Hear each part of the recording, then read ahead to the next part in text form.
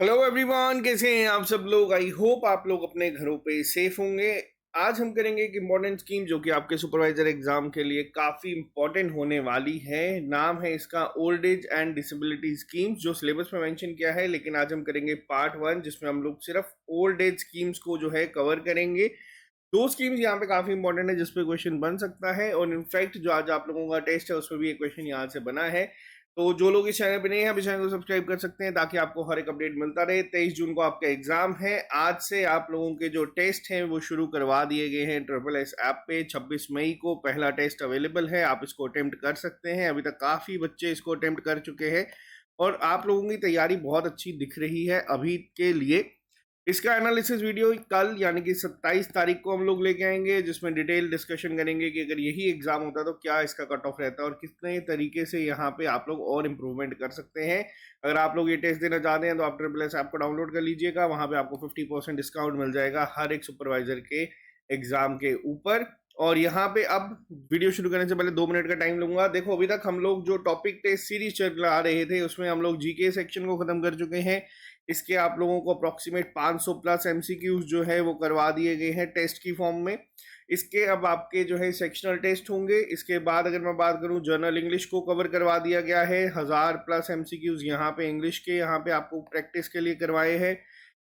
Journal intelligence reasoning में reasoning part हमारा खत्म हो गया है। हमारा बेसिक अरिथमेटिक चल रहा है जो कि 2 से 3 दिन में खत्म हो जाएगा और हमारी ये सेक्शन भी जो है कंप्लीट हो जाएगी।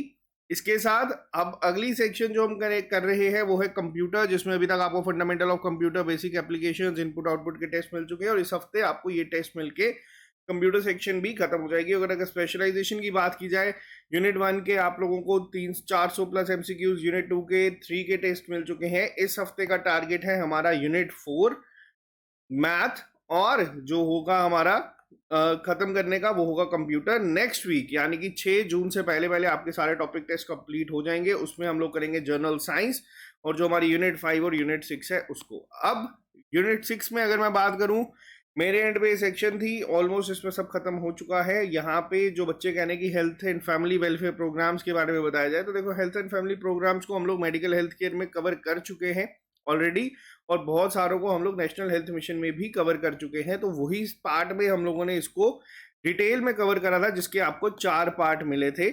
इसके अलावा अभी हम लोग सब चीज़ें जो हैं, early education care, government non government programmes, adoption, foster institutional care, children rights को लेके जो है पोषण अभियान, पोषण ट्रैकर, ये सब जो है कवर कर चुके हैं। और ये लास्ट टॉपिक है हमारे इस सेक्शन का जो बचता है, old age and disability scheme. देखो, अब ओल्ड एज पे अब आते हैं टॉपिक के ऊपर।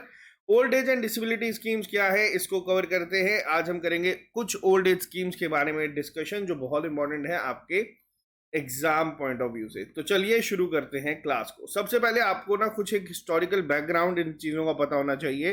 कई बार क्या होता है, कई बार ना एग्जाम में क्वेश्चन डायरेक्ट आपका स्कीम से ना बन के उसके ना किसी इंपॉर्टेंट से आ सकता है। जैसे कि अगर हम बात करें आपके सिलेबस में, जीके का क्वेश्चन यहाँ से फ्रेम हो सकता है। आपको ये क्वेश्चन पता होने चाहिए। क्यों? क्योंकि आपके जीके में भी इंडियन कॉन्स्टिट्यूशन है। कौन से 2 आर्टिकल्स हैं जो कि हमारे कॉन्स्टिट्यूशनल प्रोविजन में एल्डरली पर्सन्स के साथ डील करते हैं। डीपीएसपी जो हैं वो फोर्सेबल जो होते हैं under the law, are not enforceable under the law, but it creates a positive obligation towards the state while making any law. अब यहाँ पे अगर बात की जाए, 2 आर्टिकल्स को आपको पता होना चाहिए। एक आता है आपका आर्टिकल 41 और एक आता है आपका आर्टिकल 46। अब ये दोनों आर्टिकल क्या है, मैं थोड़ा सा आपको बता देता हूं। अब यहाँ पे ये जो है आर्टिकल 41, सबसे पहली चीज ये क्यों इंपॉर्टेंट है तो मैं आपको थोड़ा सा डिटेल में बताता हूँ, और मुझे उम्मीद है कि आपको ये पता होगा क्योंकि आपके सिलेबस में डीपीएसपी अलग से मेंशन है। अब आर्टिकल 41 बेसिकली क्या करता है, ये डायरेक्ट करता है स्टेट को, ताकि वो क्या कर सके, वो सिक्योर रख सके जो भी राइट है। राइट टू, आपका यहाँ पे आ जाता है right to work, right right to education, public assistance. और यहाँ पे अगर बात करें किसके रिलेटेड ये काम करता है, unemployment, old age, sickness and disablement. तो यहाँ पे सबसे पहले तो आपको ये बताना चाहिए आर्टिकल 41 किसके साथ डील करता है। आर्टिकल 41 यहाँ पे डील करता है आपका इन सब के साथ। पेपर में डायरेक्ट क्वेश्चन ये जो है बन सकता है कि कौन सा आर्टिकल है जो कि सिक्योर करता है right to work, education, unemployment, public जितने भी चीजें हैं। अब बात की जाती है आर्टिकल 46 की। आर्टिकल 46 जो है वो भी अपने आप में इंपॉर्टेंट है। ये क्या करता है, ये जो है स्टेट को जो है डायरेक्ट करता है वो प्रमोट करे with special care the educational and economic interest of the weaker section of the people.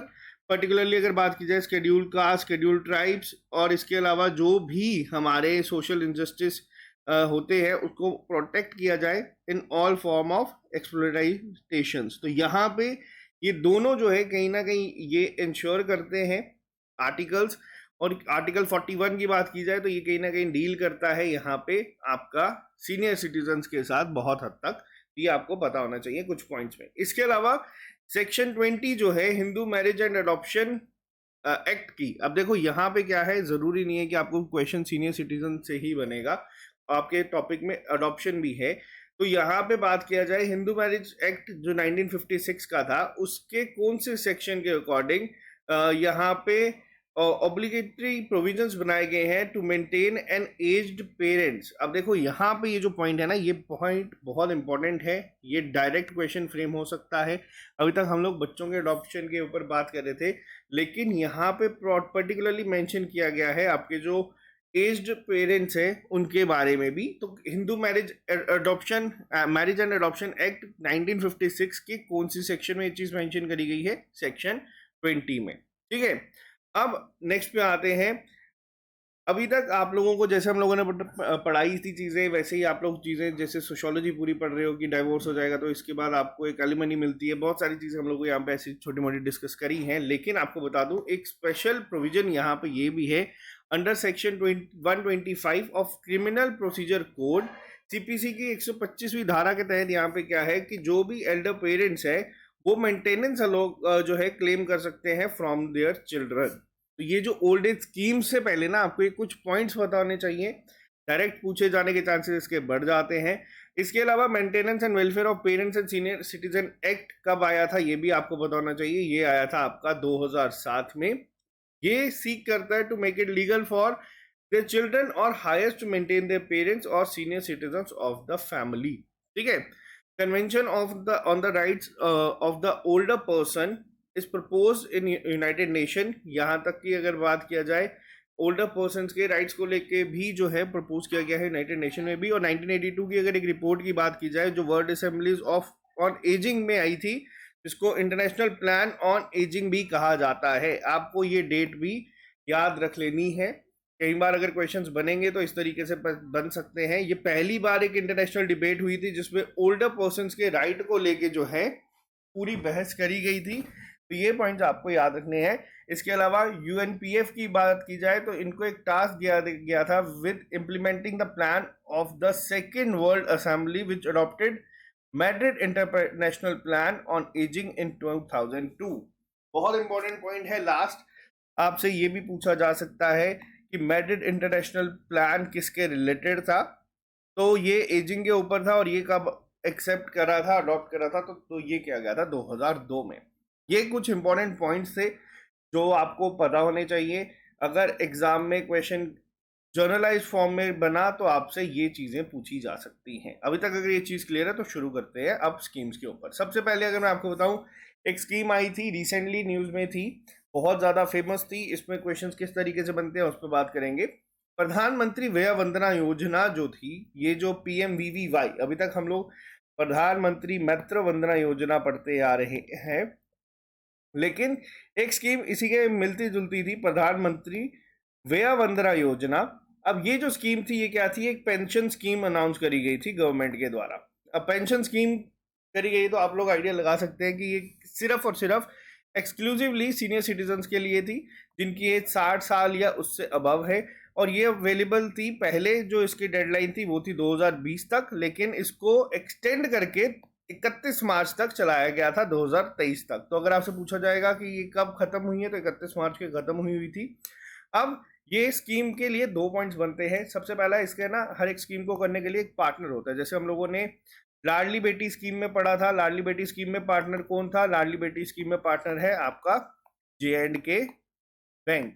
वैसे ही प्रधानमंत्री वया वंदना योजना के लिए पार्टनर कौन था? वो था लाइफ इंश्योरेंस कॉर्पोरेशन, यानी कि LIC, जो आप लोग सुनते आते हैं। तो यहाँ पे जो है लोग अप्लाई कर सकते थे इस स्कीम के लिए।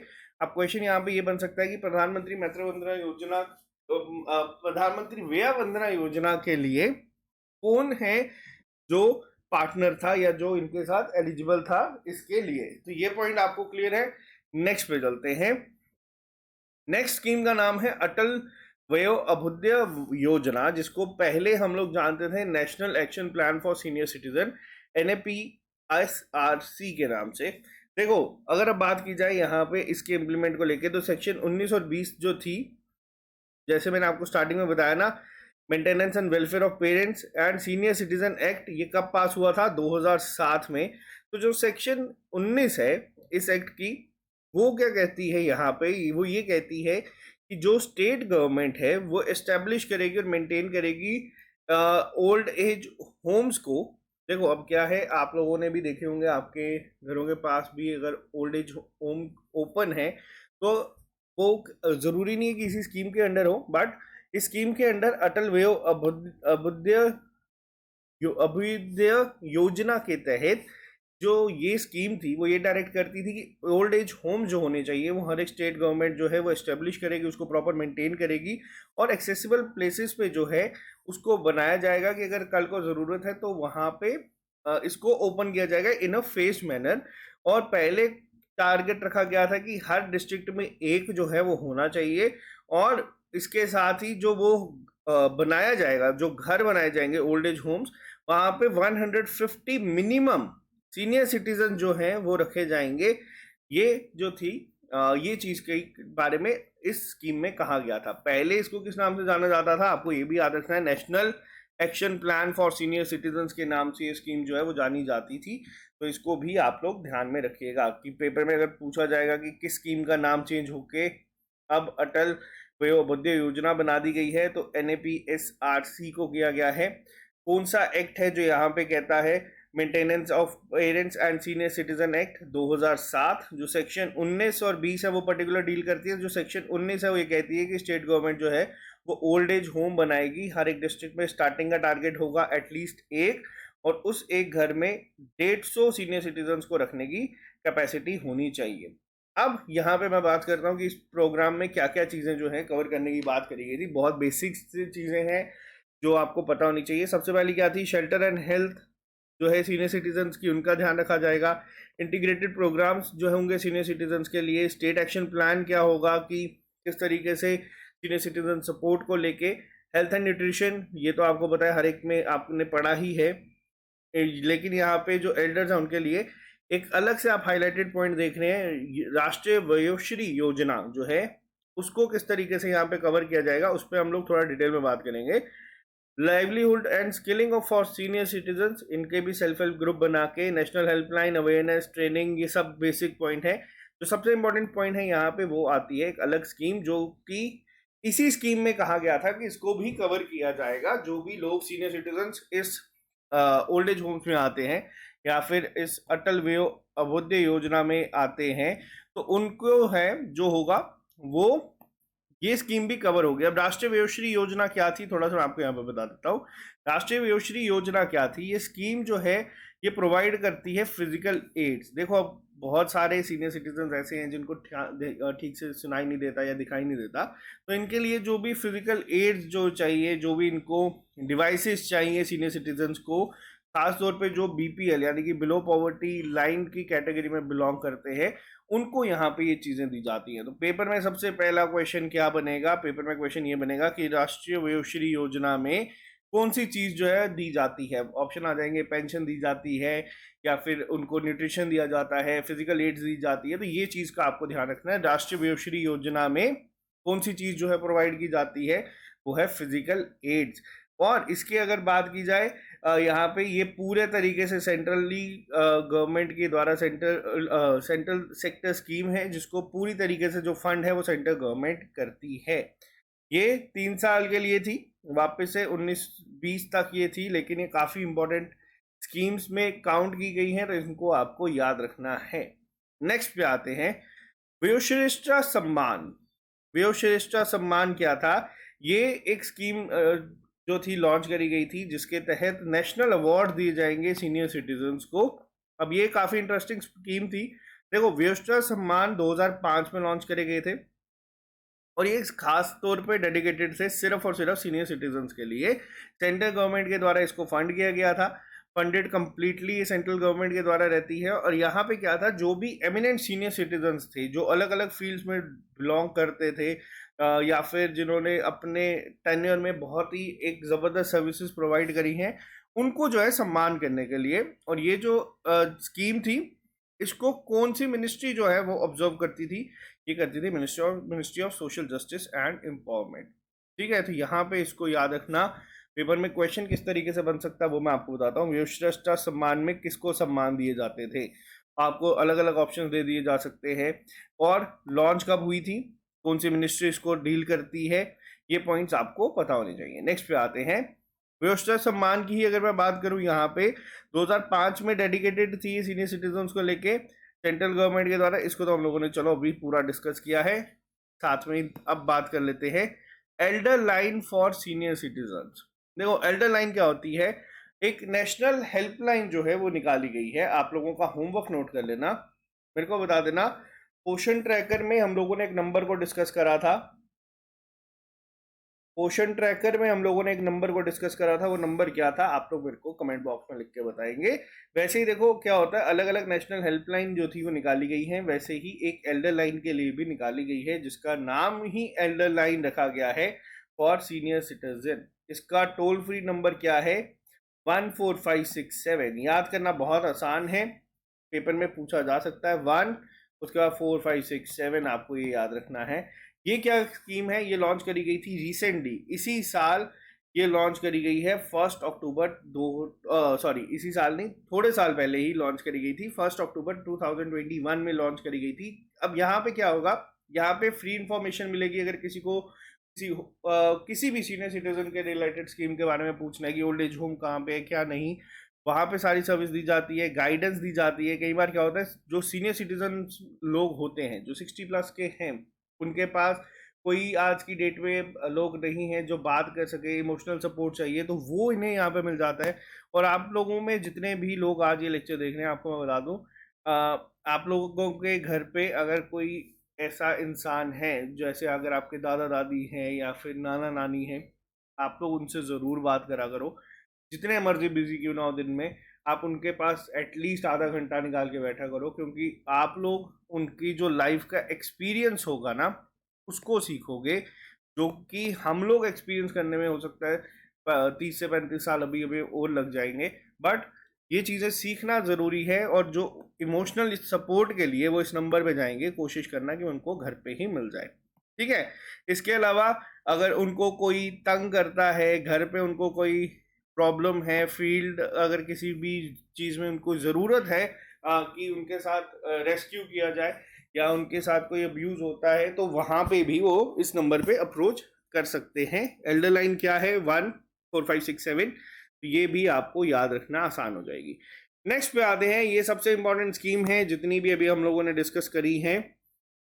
आप लोगों के एग्जाम पॉइंट ऑफ व्यू से ये स्कीम है Indira Gandhi national old age pension scheme. पहले ये किस नाम से जानी जाती थी? पहले जानी जाती थी national old age pension schemes के नाम से। और ये जो है एक सोशल सेक्टर स्कीम है। ये सोशल असिस्टेंस प्रोग्राम जो अगर है, नेशनल सोशल असिस्टेंस प्रोग्राम का ही आप इसको एक पार्ट मान सकते हो। तो अब यहाँ पे बात की जाए ये कब से इफेक्टिव है, तो ये 15 अगस्त 1995 से इफेक्टिव है। आपको ये डेट भी याद रखनी है, क्योंकि बहुत पुरानी स्कीम है और अभी भी ये बहुत ज़्यादा ये स्कीम जो है चलती है। अब क्या है इस स्कीम में? देखो, Indira Gandhi national old age pension scheme की अगर बात करूँ, तो इसकी एलिजिबिलिटी क्राइटेरिया क्या है? For purpose of claiming central assistance, आपको क्या है, यहाँ पे एक असिस्टेंस दी जाती है। आपको के पास क्या क्या चीज़ें होनी चाहिए? सबसे पहले पॉइंट तो यही है कि आपको 60 साल से ज़्यादा की एज होनी चाहिए। आपका जो है बीपीएल यानी कि बिलो पॉवर्टी लाइन का आपके पास राशन कार्ड होना चाहिए। और ये जो क्राइटेरिया है प्रिस्क्राइब किया गया है गवर्नमेंट ऑफ इंडिया के द्वारा। ठीक है। अब इस स्कीम में क्या होता है, यहाँ पे इस पॉइंट को नोट करना, ये जो सेंट्रल असिस्टेंस प्रोवाइड दी करी जाती है, एक पेंशन दी जाती है 200 रुपये पर मंथ की, जो एज 60 ईयर्स के हैं, कब तक, 79 ईयर्स तक, और जो पर्सन 80 साल से ऊपर के हैं उनको पेंशन दी जाती है 500 रुपये पर मंथ की। तो ये पॉइंट्स बहुत इंपॉर्टेंट है दोनों। ये जो आपकी ओल्ड एज पेंशन स्कीम, इसके लिए बस आपको क्या है कि आपके अगर आप 60 ईयर्स प्लस के हैं और आप बिलो पॉवर्टी लाइन से बिलोंग करते हैं तो आप इसके लिए एलिजिबल हो जाते हैं। आपके डायरेक्ट अकाउंट में ही पैसे जो हैं वो आ जाते हैं, हर साल आते हैं। जम्मू कश्मीर की बात करें तो जो के बैंक है, JNK बैंक है, वहाँ पे आपको ये पैसे मिल जाते हैं। और यहाँ पे एडिशनल अमाउंट जो है देने की कोशिश की जाती है स्टेट्स को, यहाँ पे कहा जाता है ताकि जो इक्विवेलेंट अमाउंट हो to the assistance provided by the central government so that the beneficiaries can get a decent level of assistance। अब जो ये ऊपर अमाउंट हम लोगों ने कहा है कि सेंट्रल असिस्टेंस आती है, मान लो 200 रुपये आपको सेंट्रल लेवल से आती है, और कोशिश की जाती है कि स्टेट लेवल पे भी, स्टेट भी 200 और ऐड करके या 500 और ऐड करके 1000 रुपये या इस तरीके से आपको एक पेंशन जो है वो यहाँ पे दी जाए। Indira Gandhi national old age pension scheme के बारे में कब लॉन्च हुई थी, बहुत इंपॉर्टेंट है, ये पॉइंट याद रखना है, आपको पूछा जा सकता है।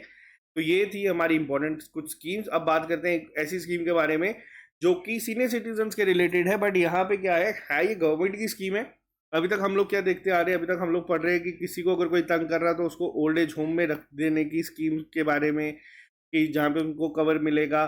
जो एड्स उनको चाहिए, अपने ग्लासेस चाहिए या हियरिंग डिवाइसेस चाहिए, उसके बारे में पढ़ा। इसके बाद हम लोगों ने पढ़ा सम्मान के बारे में कि कुछ अवार्ड जो ओल्ड एज पर्सनस को दिए जाते हैं। उसके बाद हम लोगों ने पढ़ा पेंशन के बारे में।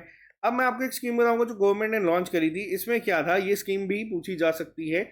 अब ज़रूरी नहीं है कि सारी ओल्ड एज स्कीम जो है वो नीडी पीपल्स के लिए निकाली जाए। अब सीनियर सिटीजन सेविंग स्कीम एक निकाली गई थी। सीनियर सिटीजन सेविंग स्कीम में क्या था, एक आइडियल स्कीम थी, सीनियर सिटीजन के लिए ही यहाँ पे निकाली गई है।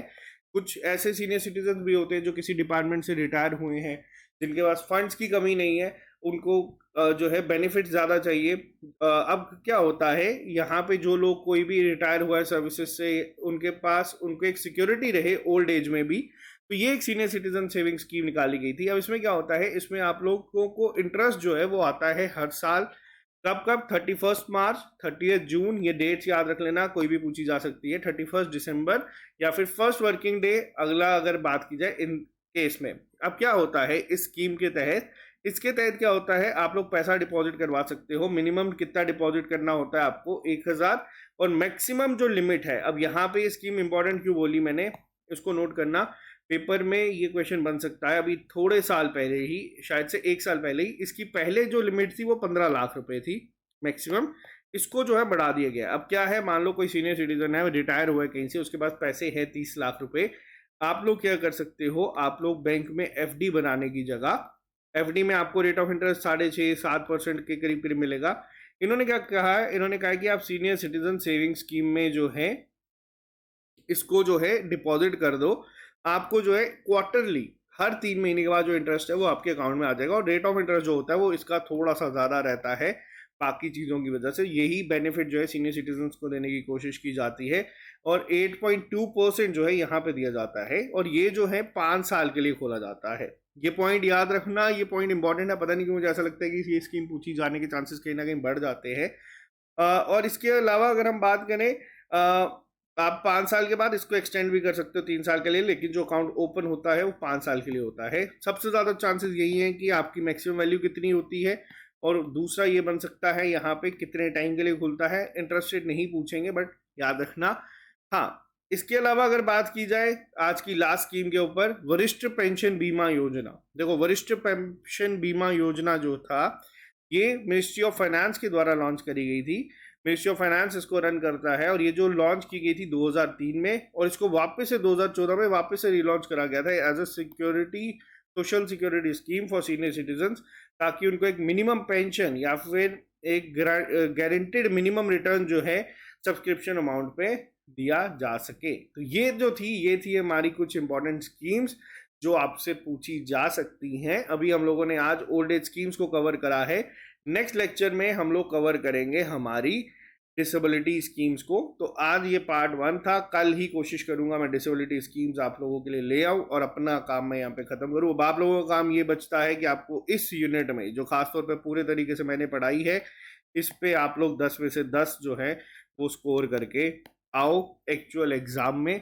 टेस्ट में ऊपर नीचे चलेंगे क्वेश्चंस तो कोई बात नहीं, हम लोग सारे क्वेश्चंस ऐसे नहीं डालेंगे। तो ये टेस्ट अभी लाइव है, आप लोग इसको अटेम्प्ट कर सकते हो। टेस्ट को दो, एनालिसिस करो, बाकी कल हम लोग अपना एनालिसिस लेके आएंगे कि चीज़ें कैसे इंप्रूव की जा सकती हैं। देखो, चीज़ों को इंप्रूव करना है, थोड़ी हम करेंगे थोड़ी आप करोगे, ऐसे करते करते पेपर क्वालिफाई हो जाएगा। तो आज के लिए सिर्फ इतना ही, मिलते हैं आप लोगों से कल नए लेक्चर के साथ। अभी के लिए दीजिए इजाजत। Have a nice day, bye bye, take care.